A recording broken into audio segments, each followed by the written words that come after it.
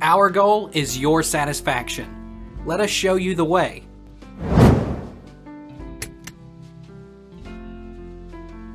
Will a bad solenoid click? Our expert agrees. If your starter solenoid is bad, you may hear a clicking sound when you turn the key, or your vehicle may not have any power at all. Check the battery. If your starter is failing to engage, it may be because the battery does not have sufficient energy to power it. Does a bad starter relay make noise?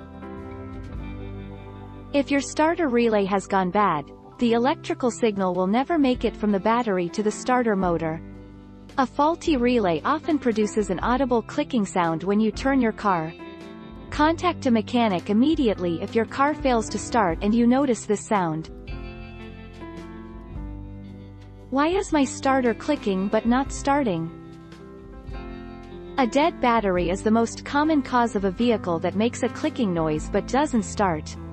If, however, you determine the battery is good, you could be dealing with a faulty starter, loose, corroded battery cables, or an engine mechanical problem.